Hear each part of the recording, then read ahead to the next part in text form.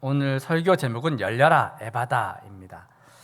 미국의 침례교 목사이면서 대학에서 사회학을 가르치시는 토니 캠폴로 목사님이 있습니다. 그분이 쓴 책이 하나님 나라는 파티입니다 라는 책이 있습니다. 좀 오래된 책인데요. 하나님 나라는 파티입니다. 이 책에서 자기가 경험했던 그 한 가지 이야기를 기록하고 있습니다. 이 토니 캠폴로 교수가 어느 날 하와이로 강연을 갔답니다. 그 시차가 좀 많이 차이가 나서 도착해서 잠이 들었다가 새벽 3시에 깼다고 해요.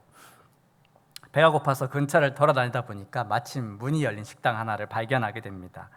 허름한 식당, 그 식당에서 커피와 도넛을 주문해 놓고 먹고 있는데 한 무리의 사람들이 들어오는 것입니다. 화려한 화장을 한 여성들이었습니다. 그들의 이야기를 듣게 됩니다. 한 여자가 이렇게 말합니다. 내일이면 내 생일이야. 39살이 돼. 이렇게 친구들에게 이야기를 하더랍니다. 그런데 옆에 있는 친구가 비웃으면서 말합니다. 그래서 어쩌라고?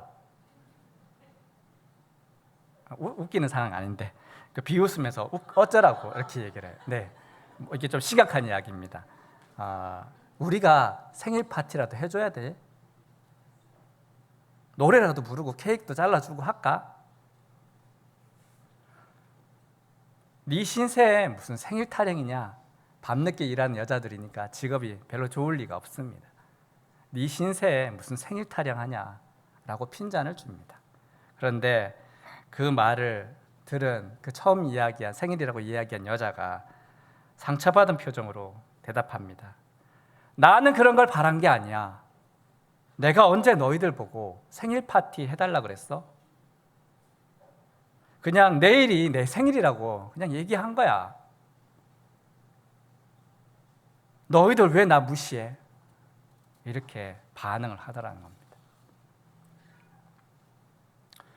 그녀가 울부짖기 시작하자 그 식당이 아수라장이 되는 겁니다. 서로 욕설이 오가고 싸움판이 크게 벌어지고 말았습니다. 내일이 자기 생일이라고 말한 여자한테 그래 생일 축하해 이거 한마디 해줄 수 있잖아요. 그러면 해결될 일입니다. 그런데 그 말 한마디를 못하고 싸움판이 벌어지고 만 겁니다. 그들의 내면에 존재했던 어떤 상처, 다친 마음 때문에 그 말, 생일 축하한다는 말 그 한마디를 하지 못하고 그렇게 그 말 한마디 못할 만큼 마음이 굳게 닫혀 있었기 때문입니다. 이렇게 닫혀진 마음이 분노로 나타나게 된 것이죠. 생일 축하해 그 한마디를 못해서 싸움이 나고 말았습니다. 오늘 설교 본문에서도 귀먹고 말이 어눌하고 마음이 다친 인생을 살아가는 한 사람이 등장하고 있습니다. 그의 곁에 다행히도 그를 불쌍히 여기는 사람들이 예수님께 그를 데리고 왔습니다. 사람들이 원했던 것은 예수님이 안수기도 해주시고 이 병을 고쳐달라라는 그것뿐이었습니다. 예수님은 그런 일을 하시는 분이십니다. 그런 일을 하셨습니다. 예수님 이 땅에 오셔서 보지 못하는 시각장애인들의 눈을 뜨게 하시고 청각장애인의 귀가 열리게 하시고 말 못하는 사람은 말할 수 있게 해주시고 평생 앉아서 살고 있던 장애인들이 벌떡 일어나게도 해주시고 심지어 죽은 자도 다시 살려주셨습니다. 주님은 그런 일을 하셨습니다. 예수님은 그 일을 하시기 위해 이 땅에 오셨습니다. 이사야 35장 5절 6절 말씀을 우리 같이 한번 읽겠습니다. 시작. 그때 맹인의 눈이 밝을 것이며 못 듣는 사람의 귀가 열릴 것이며 그때 저는 자는 사슴같이 뛸 것이며 말 못하는 자의 혀는 노래하리니 이는 광야에서 물이 솟겠고 사막에서 시내가 흐를 것임이라. 아멘. 여기 말씀에 그때는 언제를 가리키는 것입니까? 하나님께서 자기 백성을 구원하기 시작하신 때, 자기 백성을 구원하기 위해서 메시아를 보내주는 그 시간을 말씀하고 있습니다. 메시아가 이 땅에 오셔서 능력으로 하나님의 일들을 행하실 때 바로 그때가 이루어진다라는 것을 분명히 예언하고 있습니다. 땅에 그런 일들이 일어난다면 그 한 사람에게뿐 아니라 이 땅 위에 드디어 하나님의 나라가, 그토록 기다리던 하나님의 나라가 마침내 임하기 시작한다라는 것을 예언한 말씀입니다. 분명히 구약 성경에 메시아를 통해 이 땅 위에 하나님 나라가 임한다고 분명하게 예언하고 있습니다. 메시아이신 예수님이 이 땅에 오셔서 보지 못하는 자의 눈을 열어 보게 하시고, 듣지 못하는 자의 귀를 열어 듣게 하시고, 말 못하는 사람이 말할 수 있게 혀를 풀어주시고, 걷지 못하는 자는 뛰어 다닐 수 있게 해주시고, 이 모든 것은 하나님 나라가 임하였다라는 것을 보여주시는 사건들입니다. 그래서 그분을 만나는 모든 사람들, 그와 접촉한 모든 이들에게 하나님 나라가 시작되어진다라는 것입니다. 그리고 이제 우리에게도, 우리의 인생 가운데도 하나님 나라를 우리가 살아가고 있다는 것을 이 분명한 사실을 통해 확인할 수 있습니다. 하나님의 나라, 저 천국은 먼 나중의 일이 아니고 이미 우리의 마음속에 이루어져 가고 있는 하나님 나라를 우리는 살아가고 있다라는 것입니다. 그런데요, 예수님 당시의 사람들은 하나님 나라가 자기들 곁에 왔다는 것을 알지 못했습니다. 예수님이 이 기적들을 행하시는 것을 보면서 전혀 자기들이 이제 하나님 나라 새로운 차원을 살아가겠다는 사실을 깨닫지 못하고 그저 자신들이 필요할 때, 어려움이 있을 때 찾아가면 병 고쳐주시는 분, 육체의 문제, 삶의 문제, 배고픔의 문제, 그 정도 해결해 주시는 분으로, 그저 도움의 손이나 베풀 수 있는 분으로 기대하며 나아왔던 것입니다. 오늘 이 말씀 속에서도 역시 귀먹고 말 못하는 이 사람을 사람들이 예수님께 데려왔던 것은 이 사람 말 좀 하게 해주세요, 이 사람 들을 수 있게 해주세요, 이것 외에는 그 이상의 특별한 기대 없이 예수님께 나아온 것입니다. 하지만 예수님은 그를 불쌍히 여기시며 이 사람을 치료해 주십니다. 본문 33절 말씀을 함께 봉독하겠습니다. 33절 시작. 예수께서 그 사람을 따로 데리고 무리를 떠나사 손가락을 그의 양 귀에 넣고 침을 뱉어 그의 혀에 손을 대시며. 아멘. 예수님께서 이 사람을 따로 개인적인 공간으로 데리고 가셨습니다. 물론 제자들은 같이 있었을 것입니다. 사람의 시선이 미치지 않는 개인적 공간으로 데려가서는 양쪽 귀에 손을 이렇게 대시고 또 침을 뱉어서 혀에 자신의 손을 대셨습니다. 그렇게 치료해 주십니다. 이 치료법은 특별한, 예수님이기 때문에 행하는 특별한 치료법은 아니었습니다. 그 당시 민간에서 행해지던 환자를 위해서 기도해 주는 어떤 그런 모습들의 하나였습니다. 유대뿐 아니라 이방인 사회에서도 그렇게 행했다고 합니다. 새로운 치료는 아니었습니다. 하지만 중요한 것은 그 당시 그 병자에 대해서 좋지 않은 시선, 죄악 때문에 병이 걸렸다라는 그런 시선들 때문에 사람들이 누군가를, 아픈 사람을 만지는 것이 좋아하지 않았습니다. 하지만 예수님은 친히 그를 만져주시고 고쳐주셨다라는 것이죠. 여러분, 그가 경험한 예수님의 손길은 얼마나 따뜻하고 친밀한 손길이었을까요? 누구에게도 느껴보지 못했던 그런 손길이었을 것입니다. 여러분, 어머니의 손길을 혹시 기억하십니까? 어머니 손을 자주 만지십니까? 먹고 살기 힘들어서 일 저 일 다 가리지 않고 그렇게 몸 아끼지 않고 일을 하시다 보니까 한없이 거칠어진 그 손, 하지만 그 거친 손은 그 무엇과도 비교할 수 없는 따뜻하고 부드러운 손길인 줄 믿습니다. 우리 주님의 손은 어떤 손입니까? 못자국 난 손, 갈기갈기 찢어진 손이지만 세상 그 어디에서도 느낄 수 없는 따스함이 담긴 그런 손입니다. 여러분, 우리 이제 11월 달 소그룹 대모임 또 초청이 있을 터인데 왜 소그룹 전도축제를 해야 될까요? 그냥 하라고 하니까? 그럴 리는 없죠. 왜 전도축제를 지금 또 해야 될까? 여러분, 현대인 모든 것이 부족함이 없어 보이고 아쉬운 게 없는 것 같아 보이지만 사실은 그 마음속이 한없이 고독하고 외로운 존재입니다. 누가 이런 영혼들을 만져줄 수 있을까요? 다들 서로에게 관심이 없어요. 옆에서 누구 하나 죽어나가도 그냥 애써 외면하는 것이 우리의 현실입니다. 무관심한 것이 우리의 현실입니다.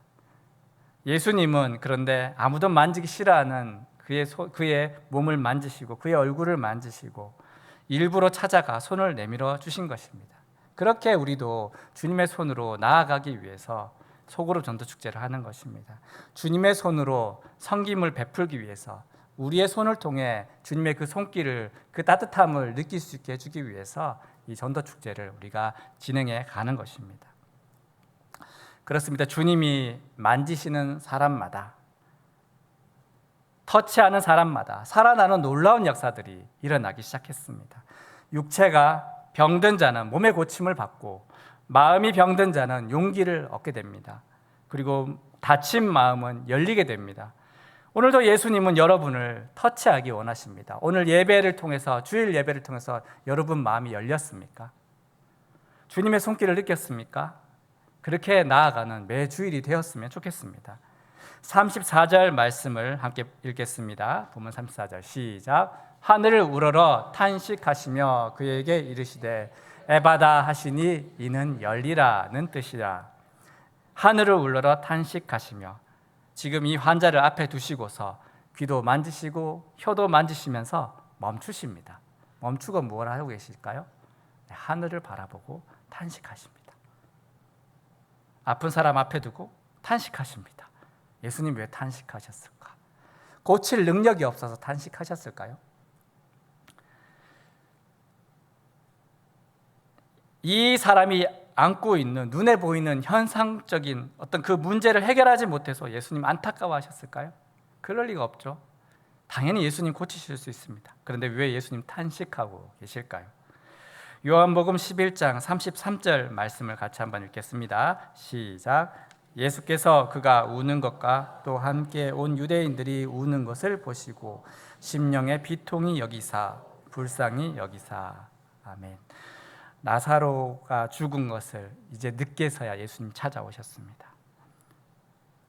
그들과 함께 그 우는 자들을 바라보며 주님 비통해 하시고 탄식하셨습니다. 여러분, 불쌍히 여기지 않고, 남을 불쌍히 여기지 않고 도와줄 수 있습니다. 먹을 것 줄 수 있습니다. 돈을 줄 수 있습니다. 불쌍히 여기는 마음이 없이도 그냥 형식적으로 할 수 있습니다. 그런데 예수님은 어떻게 하셨냐면 이 땅에 계실 때 언제든지 언제나 항상 고통받는 사람을 보실 때마다 그 마음과 함께 하시고 불쌍히 여기셨다는 것을 복음서 곳곳에서 기록하고 있습니다.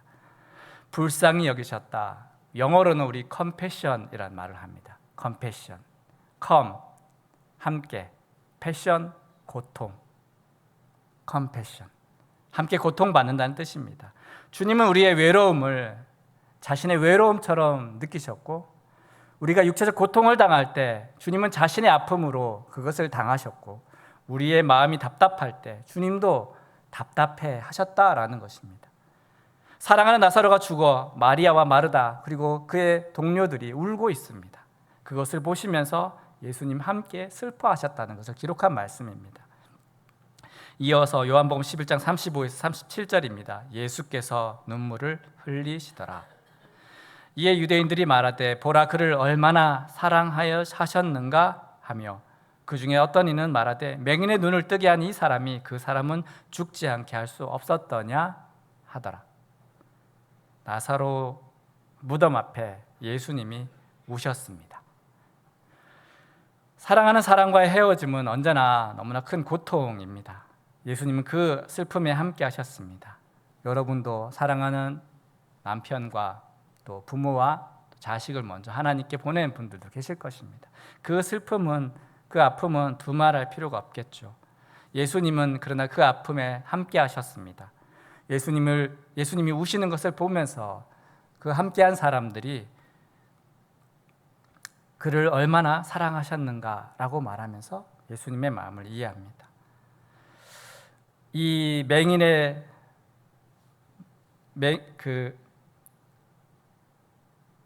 본문 속에서 귀 먹고 말이 어눌한 사람을 앞에 두시고서 주님이 탄식하신 이유도 역시 마찬가지입니다.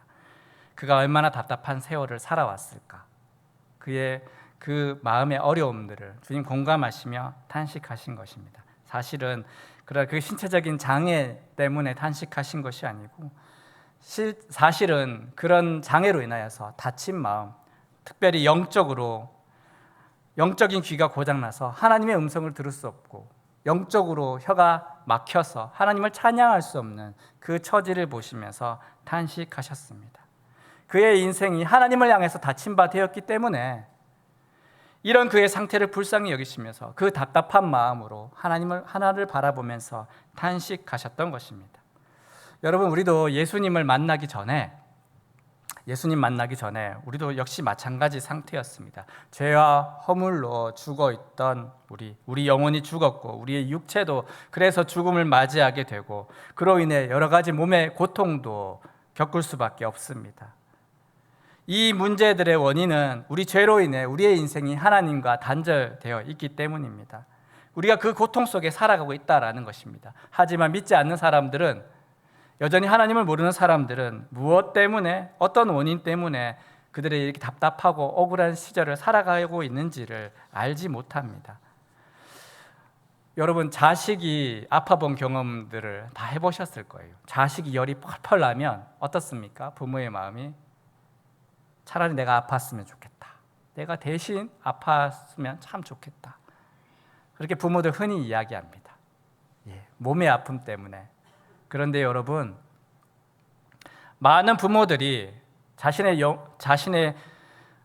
자기 자녀들의 영혼이 죽어가는 것에 대해서는 그렇게 심각하게 생각하지 않는 것 같습니다. 아이가 아픈 것을, 몸이 아픈 것을 그렇게 안타까워하면서 그 영혼이 죽어가고 있다는 것에 대해서 얼마나 심각하게 생각하고 있느냐라는 겁니다. 우리 주님 그래서 탄식하신 것입니다. 이 병자를 앞에 두시고서 이 영혼이 죽어가고 있는 것을 보면서 탄식하신 것입니다. 신체의 상태 때문에 탄식하신 것 아닙니다. 그의 영혼에 하나님이 없기 때문에 저주와 죽음의 세월을 살아가고 있는 것을 보시며 마음 아파하셨던 것입니다. 열려라 에바다, 열려라 에바다. 그 외침은 그의 영혼을 깨우기 위한, 이제 하나님께 그의 영혼을 맡기기 위한 외침입니다. 예수님 이 땅에 오신 것은 죽은 영혼 살리기 위해서입니다. 육체는 그 다음입니다. 영이 먼저 살아야 됩니다.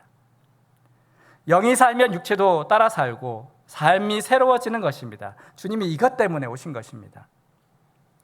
그런데 사람들은 하지만 지금도 예전과 마찬가지로 막힌 귀 열어주시기를, 굳어진 혀가 풀려서 말하는 그 정도만 기대하고 있다라는 겁니다. 주님 보시기에 너무 안타까운 상태입니다. 우리가 복음 전하는 것을 보면서 믿지 않는 사람들에게 복음 전할 때, 여러분 불신자들에게 전하면 어떤 반응이 돌아옵니까? 교회 가면 뭐 좋은 거 있어요? 뭐 좋은 거 있어? 교회 가면 뭐 쌀이 나와, 밥이 나와, 돈이 나와? 그 사람 바라는 건 그 정도밖에 안 되는 겁니다. 그 정도밖에 기대를 못하고 있는 겁니다. 영이 죽어 있으니까 그것밖에 기대를 못하는 것입니다. 하지만 우리는 분명히 알고 있습니다. 그것과는 도무지 절대로 비교할 수 없는 가장 놀라운 보험을 예수께서 우리 죄를 위해 대신 죽으시고 또한 다시 살아나셔서 우리를 천국 백성 삼아주셨음을 확증하셨음을 우리는 알고 있습니다. 이 놀라운 부활을, 이 놀라운 구원의 진리를 전해 주어도 그들은 도무지 알아듣지 못한다라는 겁니다. 여러분, 이제 우리는 복음 때문에 살고 있습니다. 동의하시죠? 돈 많이 벌려고 사세요? 건강해지시려고 사세요? 아니요, 복음 때문에 사는 겁니다. 예수 그리스도의 은혜로만 자라는 것을 우린 기억해야 됩니다. 예수님 우리 죄와 허물을 위해서 십자가에 죽으셨습니다. 우리를 살리시기 위해서 이 땅에 오셨습니다. 주님을 구주로 영접하면 죽었던 우리 영혼이 살아나고, 영이 살면 육도 따라서 자연히 살아나게 되는 것입니다. 여러분, 또 예수님 왜 친히 손으로 이 사람을 만지며 치료해 주셨을까요? 말씀으로 고칠 수 있잖아요. 말씀으로 고칠 수 있잖아요. 근데 어루 만지시며 치료하셨습니다. 왜 따뜻한 당신의 손길로 어루 만지며 치료했을까? 네가 나를 만났으니, 나와 접촉했으니 이제 내게 있는 성령이 너에게도 들어가고 내 속에 역사하는 하나님의 능력이 네 안에도 들어가 역사하고 내게 있는 생명이 너의 생명이 되고 너의 영도 살아나게 된다는 것을 느끼게 해주시려고 당신의 손으로 친히 만지신 것입니다. 전도는 그런 것 아닙니까? 멀리서 아유 교회 다니면 좋겠네요. 네, 100번 얘기해 소용없습니다. 가까이 날아가서 한번 손 잡는 것보다 못합니다. 예수님 친히 만져주셨어요. 그렇게 그 사람을 살리셨습니다. 예수님이 만져주시니까 그 환자는 몸이 산 게 아니라 그의 영혼이 살아나게 되었다라는 겁니다. 그래서 그는 하나님의 생명으로 살아갈 수 있는 새로운 사람이 된 것입니다.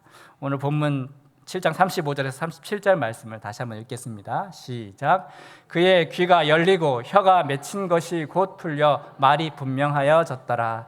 예수께서 그들에게 경고하사 아무에게도 이르지 말라 하시되 경고하실수록 그들이 더욱 널리 전파하니 사람들이 심히 놀라 이르되 그가 모든 것을 잘하였도다. 못 듣는 사람도 듣게 하고 말 못하는 사람도 말하게 한다 하니라. 아멘.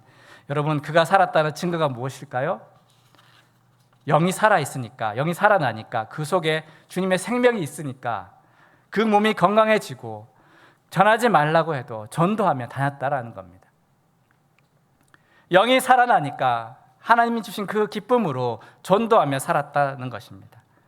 여러분, 사람들은 겉으로 보이는 어떤 육체적인 나음, 그것을 대단하게 생각합니다. 하지만 진짜 구원은 우리 속에서 이루어지는 겁니다. 우리 영이 살아날 때 그 안에 생명이 있는 사람은 반드시 자신의 삶을 통해 그 생명을 드러낼 수밖에 없는 것입니다. 여러분, 살아있으니까 숨쉬는 것 아닙니까? 우리 영혼이 살아있으면 왜 밖으로 나타나지 않습니까? 주님이 호흡으로 인해서 우리가 숨쉬며 살아갈 수 있게 되면 뛰고 달리고 춤추면서 힘차게 복음을 전파할 수밖에 없다라는 겁니다. 여러분, 살아있습니까? 여러분의 영이 살아있습니까? 우리 자신에게 질문했으면 좋겠습니다. 예수님이 한 영혼을 그렇게 살려주셨는데 내 영혼은 살아있는가? 나도 예수님 만지고 살아있는가? 여러분, 예수님 만나야 삽니다. 은혜 받아야 삽니다. 어제 받은 은혜 갖고 못 삽니다. 오늘 받은 은혜가 있어야 살아갑니다. 이 세상에 종교는 많은 종교들이 있지 않습니까? 그 종교들을 다 좋다고 믿지 않는 사람들을 이야기합니다. 하지만 우리는 분명히 말할 수 있습니다. 세상의 모든 종교, 아무리 좋은 가르침, 철학과 윤리들이 사람의 마음을 순화시킬 수는 있을지 몰라도 그 영혼을 살릴 수는 없습니다. 오직 예수, 복음, 그것 하나뿐입니다. 우리는 그것을 믿고 있습니다. 십자가에 달려 죄의 문제를 해결하신 예수 그리스도만이 우리를 살려주실 수 있다라는 것입니다.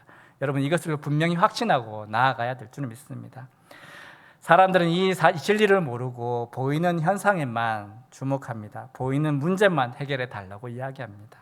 그래서 예수님이 그들을 바라보시며 답답해하고 탄식하셨던 것입니다. 하나님의 나라가 그들 옆으로 왔는데 이제 드디어 하나님의 나라가 이 땅에 임하였는데, 그런데 사람들은 말합니다. 하나님 나라 아직 안 왔다고. 바로 옆에, 자기들 옆에 있으면서도 엉뚱한 소리만 하고 있었던 것입니다. 주님이 바로 자기 곁에 오셨음에도 몸이나 낫게 해주시면 좋겠다, 그런 생각으로 예수님을 찾아왔던 것이죠. 사랑하는 성도 여러분, 살리는 것은 영이라는 것을 기억하시기 바랍니다. 영이 살면 다른 것도 다 살아납니다. 하나님은 예수님을 이 땅에 보내시고 예수님은 우리의 영을 살리기 위해서 이 땅에 오셨습니다. 예수님 믿어야 영이 살고 은혜 받아야 우리가 살 수 있습니다. 여러분의 영은 살아있습니까? 내가 지금 살아있다라고 말할 수 있습니까? 저에게도 질문해 보았습니다. 나는 오늘 살아있는 자로 오늘 예배 드렸나? 또 목회자로서 이 당단에 설 때에, 예배 순서를 섬길 때 예배 드리러 나오는 수많은 성도들의 영혼을 살리는 일을 잘 감당하였나? 오늘 여러분 주일 하루 예배를 통해서 우리 성도들이 잘 살아나고 있는가? 예수 그리스도는 이 세상에 오셔서 죽은 우리 영혼 살리기 위해 십자가 못 박히셨는데 나는 과연 무엇을 했었나? 저 스스로에게 질문했습니다. 함전 직분자 여러분, 우리가 맡은 장로, 안수집사, 권사라는 직분에 대해서 어떻게 생각하십니까? 또 피택 훈련을 받고 계신 우리 집사님들, 여러분이 봉사하는 부서, 맡겨진 사역을 통해서 또 함께하고 있는 이들에게 그들을 섬기면서 그들의 영혼을 살리고 있습니까? 교사 여러분, 여러분에게 맡기신 그 학생들에 대해서 여러분 얼마나 기도하고 오늘 나아오셨습니까?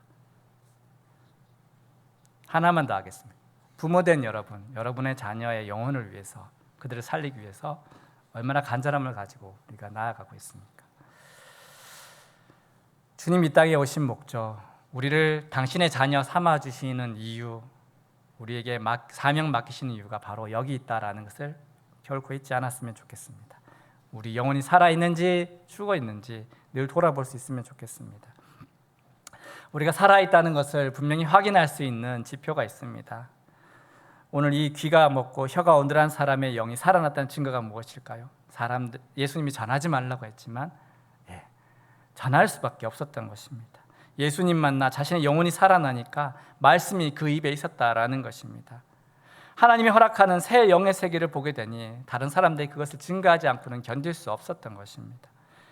영이 살아있지 못한 사람은요, 귀가 막혀 있어요. 그래서 예배를 드려도 그냥 쇠기의 경읽기.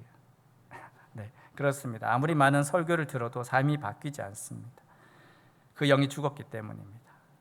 우리는 성경을 매일 읽으면서 하나님의 음성을 들을 수 있어야 합니다. 예배를 통해서 하나님의 음성을 들을 수 있어야 합니다. 내 마음속에, 내 귀에 그 선포의 말씀들이 하나님의 음성으로 들리지 않는다면, 그렇다면 내 영은 죽어 있는 것입니다. 죽어 있는 것입니다. 닫혀 있는 것입니다. 오늘 우리도 예수님의 손을 만지고 예수님의 만지심을 통해서 우리의 귀가 뚫리고 어두운 입이 열리는 놀라운 역사가 있기를 축원합니다. 열려라 에바다, 열려라. 이것을 우리가 소망하며 나아갔으면 좋겠습니다. 들을 수 있는 은혜가 있으면 좋겠습니다. 우리의 영이 열리기를, 우리의 눈이 열리기를 소망합니다. 주님이 애통해하는 그 사람에게 우리도 애통한 마음으로 바라볼 수 있기를 원합니다. 하나님이 긍휼한 마음으로 바라볼 수 있게 해주시는 그 눈이 열릴 수 있으면 좋겠습니다.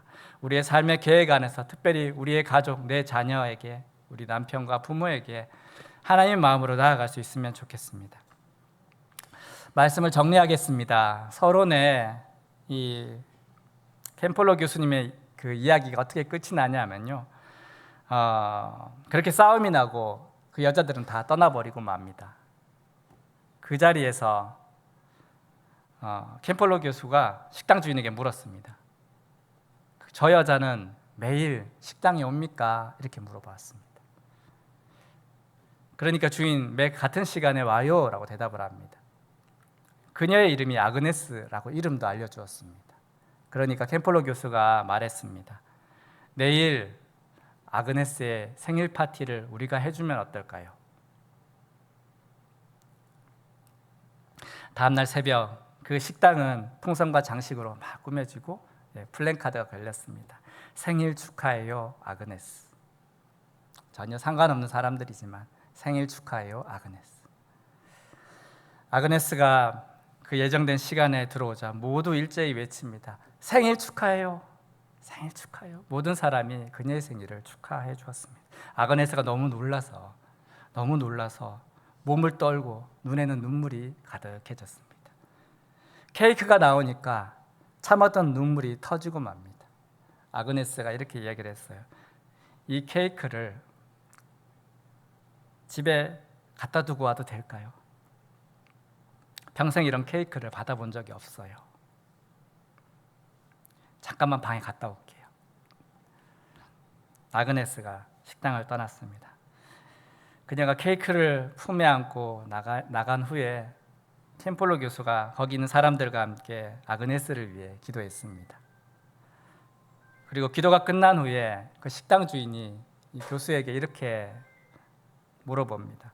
목사님, 이런 사람을 위해서 생일 파티를 열어주는 교회가 있습니까? 그런 교회가 정말 있습니까? 만약 그런 교회가 있다면 저도 그 교회에 나가고 싶어요. 이렇게 이야기를 했답니다. 예수님은 당신에게 찾아오는 사람을 외면하지 않으셨습니다. 또한 예수님은 오히려 찾아다니시면서 병든 자를 고쳐주시고 위로하여 주셨습니다. 그들의 영혼을 살려주셨습니다. 그렇게 하나님 나라를 살아가는 새로운 백성으로 한 사람 한 사람 예수님 세워나가셨습니다. 주님은 그렇게 맞이하시고 또 소외된 사람들을 찾아다니셨습니다. 성도 여러분, 교회는 어떤 곳입니까? 교회는 상처받은 영혼들을 품어주는 공동체가 되어야 합니다.